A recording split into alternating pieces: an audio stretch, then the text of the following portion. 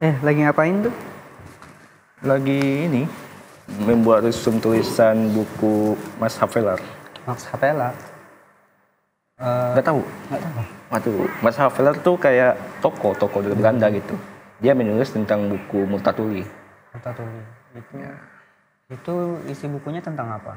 Nah, buku Multatuli itu isinya menjelaskan tentang kultur Stelsel. Dia mengkritik itu. Kultur Stelsel itu apa? Nah, kultur Stelsel itu kayak sistem dalam paksa gitu. Tanam paksa.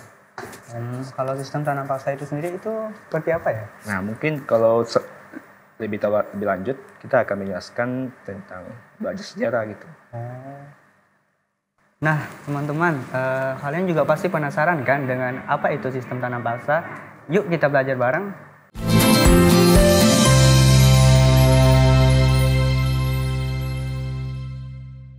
Assalamualaikum warahmatullahi wabarakatuh. Waalaikumsalam. Halo Sobat TVRI, perkenalkan nama saya Hendra. Nama saya Judho. Kami mahasiswa program studi Pendidikan Sejarah FKIP Universitas Tanjung Pura.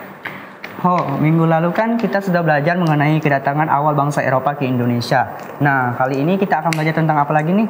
Oke, kali ini kita akan belajar mengenai Indonesia di era kolonial dalam pemerintahan Hindia Belanda, tepatnya tentang pembahasan kultur Stelsel dan liberalisasi dan industrialisasi.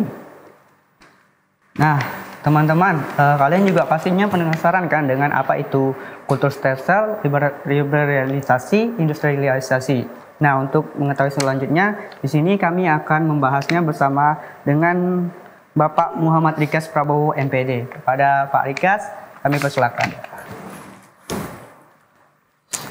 Apa? Sehat? Sehat. Alhamdulillah. Ya. Jadi ada yang bisa saya bantu? Jadi gini Pak, tadi itu Judilho kan bilang kalau rakyat Indonesia itu di masa pemerintahan Belanda ini bekerja tapi tidak dibayar atau dikenal dengan yang namanya sistem tanam paksa. Ya. Nah itu tuh seperti apa ya Pak? Mungkin bisa Bapak jelaskan? Oke, jadi sebelum kita bahas kultur Stelsel lebih jauh ya, kita harus cari tahu dulu ya. Nah ini ada beberapa hal yang menyebabkan dimulainya kultur Stelsel ya. Jadi kultur Stelsel kita sering sebut dengan tanam paksa. Ya. Padahal kultur Stelsel itu sebenarnya semacam awalnya hanya sebuah agraria ya, sebuah kewajiban petani untuk dalam hal kebijakan agraria yang diterapkan oleh Belanda. Nah, jadi kultur Stelsel itu sebabnya karena ini pada umumnya ya. Jadi kalau tahun-tahun sebelum masuk abad 18, kan Anda tahu sendiri ya bahwa Belanda itu berganti dari VOC. Ya, VOC itu kan sebenarnya belum pemerintah ya. Dia kan persekutuan dagang ya. Dari VOC bangkrut, VOC kemudian diambil alih oleh Inggris, kemudian Belanda masuk lagi dengan pemerintahan yang baru, yaitu pemerintahan Hindia Belanda yang mulai pada tahun 1816. Ya. Nah, pemerintahan Hindia Belanda yang baru itu menghadapi sejumlah masalah keuangan yang cukup akut ya, yang bisa Anda lihat di sini ya. Misalnya, yang utamanya itu masalah kas keuangan negara ya. Kas keuangan negara Belanda sebagai yang akan menjajah Nusantara itu sedang mengalami krisis ya. Baik itu kerajaan Belandanya yang ada di Eropa maupun Hindia Belanda yang di Nusantara kita sekarang ini. Pertanyaannya, kenapa sampai kas negara mereka kosong gitu ya? Maka ada sebab-sebabnya. Ada 5 sebab ini. Yang pertama, karena hutang ya. Karena hutang era VOC. Jadi kita tahu sendiri VOC kan bangkrut karena korupsi ya salah satunya. Korupsi dan pembagian dividen yang tidak adil ya, tidak merata, dan tentu saja hutang pada kreditur-kreditur ya. Jadi hutang-hutang VOC sebagai maskapai perdagangan itu diwariskan ke kerajaan Belanda. Kemudian yang kedua, perang Napoleon. Nah, kita tahu sendiri Belanda itu sebenarnya waktu menjajah kita pernah pada suatu era itu dia juga dijajah oleh Prancis kan. Perang Napoleon ya. Ya kalau Anda tahu kayak William Daendels, itu kan sebenarnya Republik Bataaf yang sedang dijajah oleh Prancis gitu kan. Nah, itu perang Napoleon juga menghabiskan keuangan negara yang cukup banyak. Kemudian peperangan di koloni, ya kita tahu sendiri VOC, baik itu dari era VOC, era penjajahan apa namanya Willem Daendels dan sebagainya, banyak daerah-daerah di seluruh Nusantara itu pada melawan mereka. Perangnya itu nggak hanya di Sumatera, di Jawa, tapi hampir di semua tempat. Ya, jadi itu juga menguras keuangan negara. Kemudian lepasnya Belgia. Jadi dulu Belgia itu menjadi salah satu provinsinya kerajaan Belanda di Eropa sana yang memiliki tempat yang cukup strategis ya sebagai kota industri dan perdagangan dan sebagainya. Tetapi Belgia ini menyatakan merdeka dan lepas dari kerajaan Belanda dan dianggap Belanda mengalami kerugian lah karena lepasnya Belgia ya. Yang terakhir yaitu kurang maksimalnya pajak dan sewa tanah. Jadi sebelum diterapkannya tanam paksa ini atau Kulturstelsel oleh Gubernur Jenderal Van den Bosch ini, sebenarnya gubernur-gubernur jenderal sebelumnya seperti Van der Capellen itu juga menerapkan cara untuk menaikkan pendapatan negara, yaitu dengan sewa tanah, ya, sewa tanah, bayar pajak dan sebagainya. Jadi petani dikenai pajak, tanah juga disewakan dan sebagainya. Namun hasil ini belum begitu memaksimalkan atau memuaskan sehingga kerajaan Belanda tetap mengalami krisis ekonomi yang cukup parah, baik kerajaan Belandanya maupun Hindia Belandanya yang ada di Nusantara ini. Jadi begitu tentang Kulturstelsel ya, awalnya seperti itu. Berarti dalam hal tentang perang Napoleon ini, kita perlu ketahui tentang ini ya, apa Prancis gitu ya. Iya. Berarti secara tidak langsung kita juga pernah dijajah oleh Prancis ya. Iya, secara tidak langsung memang Indonesia itu pernah jajah oleh Prancis ya, tetapi lewat tangan-tangan orang Belanda.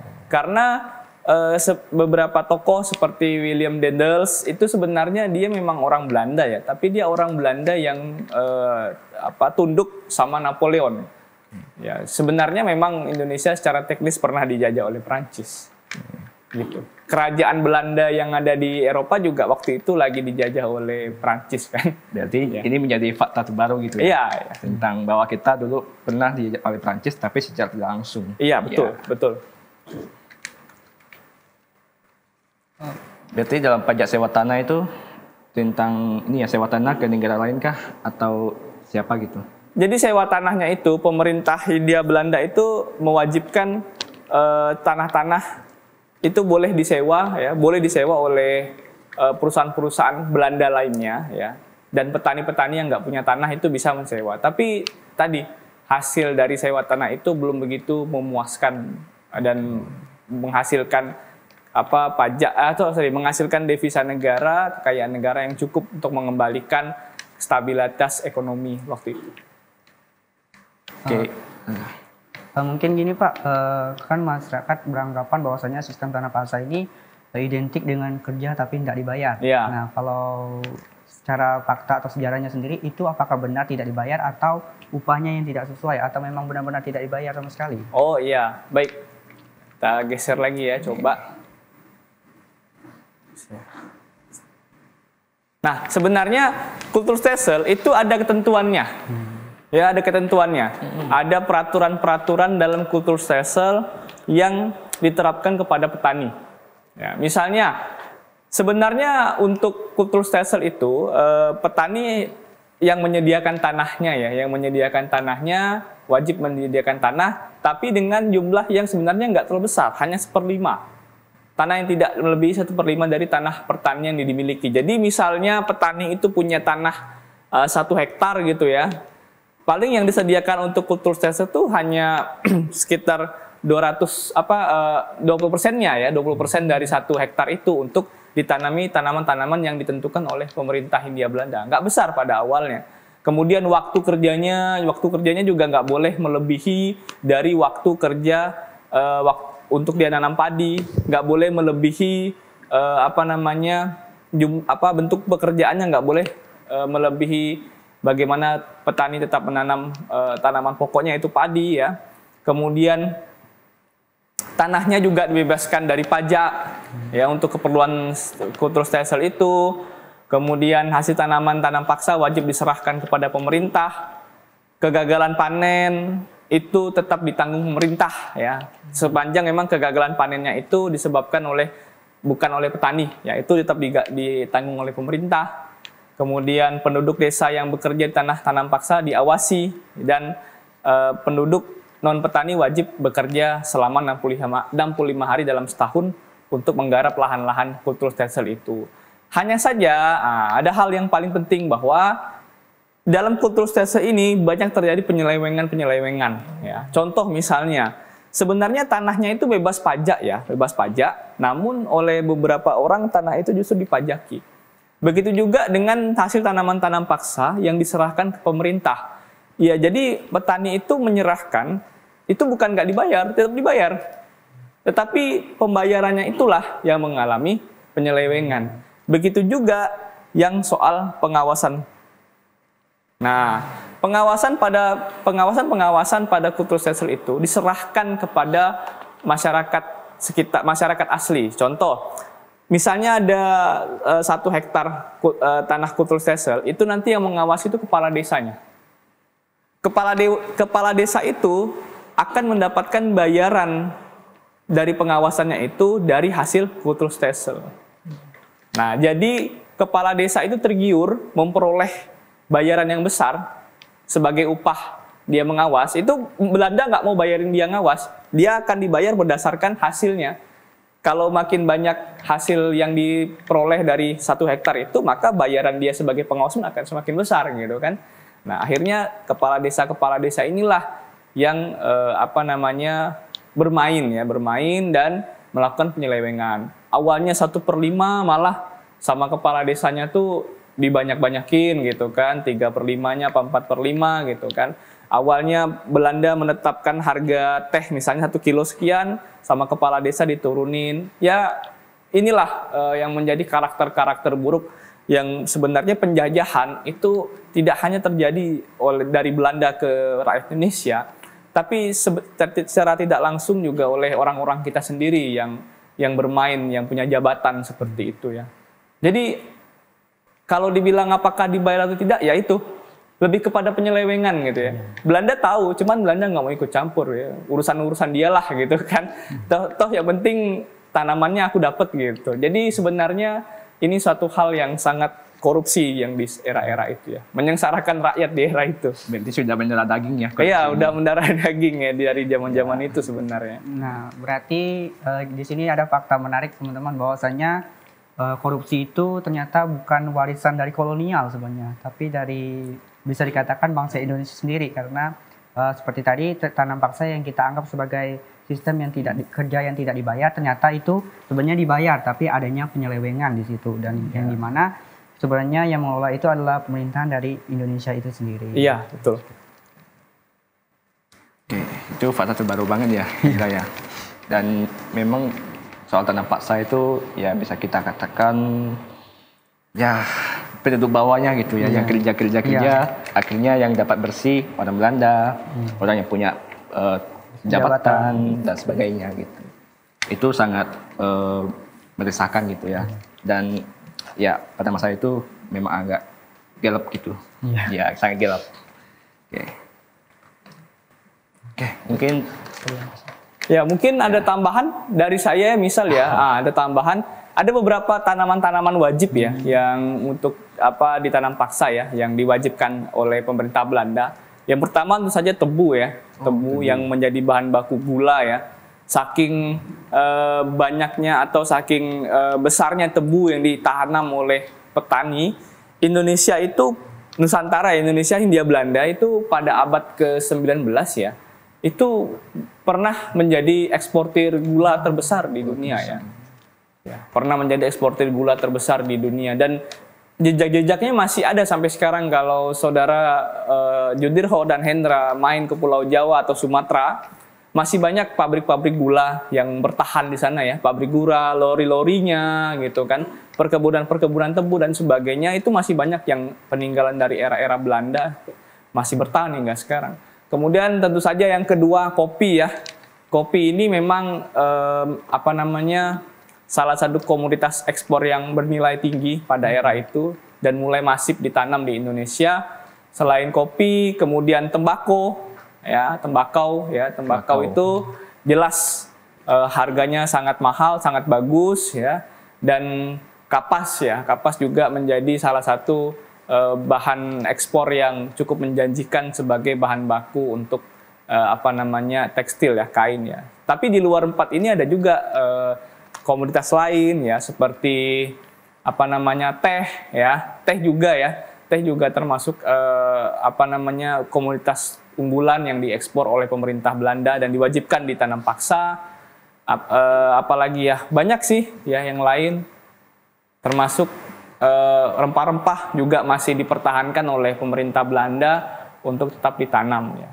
Jadi itu dari tanam paksa ini. Dan selain ada nilai plus dan selain ada nilai minusnya tadi saya sebutkan ya, terjadi kemiskinan, penyelewengan dan sebagainya. Nilai minusnya atau nilai positifnya juga ada sebenarnya dalam tanam paksa ini ya, yaitu masyarakat Indonesia tuh jadi tahu ada komoditas-komoditas yang bernilai tinggi. Karena sebelum tahu ada tanaman ini ditanam secara masif, ya mereka taunya hanya menanam padi aja, padi ya, beras ya gitu. Jadi memang adalah nilai positifnya dari menanam tanaman yang disuruh oleh pemerintah Belanda ini.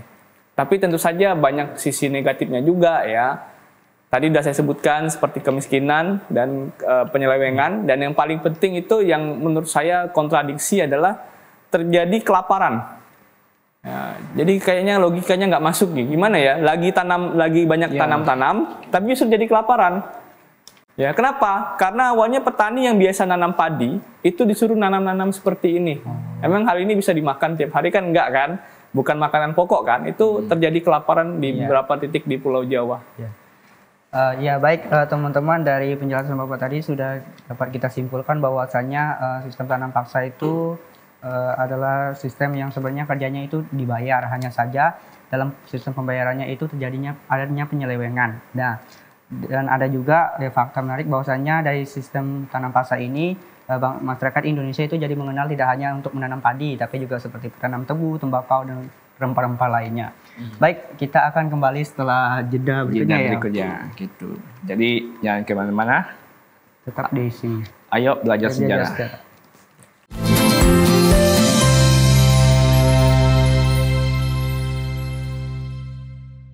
Baik, kembali lagi bersama kami di Ayo Belajar Sejarah. Baik, masih bersama dengan Bapak Muhammad Rikas Prabowo. Baik Pak, mungkin bisa kita lanjutkan lagi terkait dengan apa itu kultur stelsel. Ya, jadi setelah terjadi banyaknya penyelewengan, penderitaan, dan berbagai macam kesengsaraan rakyat, tahun 1870 itu kultur stelsel itu mulai dievaluasi di negeri Belanda sana. Di kerajaan Belanda itu mulai dievaluasi, mulai terjadi perdebatan-perdebatan sengit antara kubu konservatif, dalam hal ini pemerintah, dengan kubu liberal di Belanda sana, di parlemennya. Kubu liberal menginginkan agar kultur stelsel itu dihentikan karena apa yang dilakukan oleh pemerintah Belanda itu telah menghasilkan. Dalam artian gini, yang sebelumnya Belanda itu miskin karena justru banyak utang, itu malah sekarang udah kaya. Kas-kas negaranya tuh udah terisi kembali gitu loh.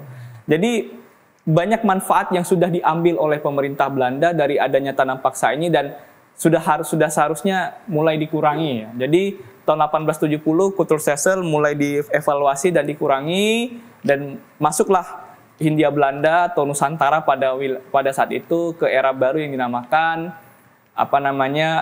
ekonomi liberal ya, atau liberalisasi industrialisasi ya, di mana saat itu dibuka keran sebesar-besarnya buat pengusaha-pengusaha asing masuk ke Hindia Belanda dan menanamkan sahamnya. Lalu kita bertanya, apa yang menyebabkan jalannya industrialisasi dan liberalisasi itu? Pada tahun 1870 yang tadi saya sebutkan, desakan-desakan agar menghentikan tanam paksa itu tidak hanya berasal dari kubu liberal, tapi dari salah satu tokoh ini, yaitu Edward Douwes Dekker ya, yaitu salah seorang, sebenarnya beliau ini dulu pernah jadi pegawai Belanda ya, ditempatkan di Banten ya, kalau tidak salah saya di Rangkas Bitung, kalau nggak salah ditempatkan di Banten. Tapi dia melihat Dia orang Belanda yang baik menurut saya. Dia melihat begitu banyak penyelewengan oleh pejabat-pejabat Belanda dan membuat rakyat semakin menderita, dan dia kembali ke negeri Belanda dan menulislah sebuah buku yang menurut kita sampai sekarang itu buku yang sangat hebat sekali ya pada waktu itu, yaitu buku berjudul Max Havelaar. Dia menggunakan nama samaran untuk menulis buku ini, yaitu Multatuli. Ya. Ya. Buku ini oleh beberapa pakar ya disebut sebagai buku yang membunuh kolonialisme. Karena apa? Buku Max Havelaar ini berisi catatan-catatan dan ungkapan-ungkapan perasaannya si Doosdekker ini tentang bagaimana pemerintah Belanda itu benar-benar menghisap tenaga rakyat di Nusantara itu. Sehingga menginsyafi orang-orang di Eropa sana, kita ini negara yang humanis, negara yang maju, tapi sama negara jajahan, sama rakyat koloni kok malah jahat seperti ini. Nah, akhirnya disentikanlah kultur stelsel itu ya, dan beralih ke ekonomi liberal. Tetapi ekonomi liberal ini sendiri bukan berarti selesai penjajahan. Ya, mengapa? Karena dengan adanya ekonomi liberal ini justru yang masuk ke Hindia Belanda itu perusahaan-perusahaan asing yang pada intinya ya sama saja.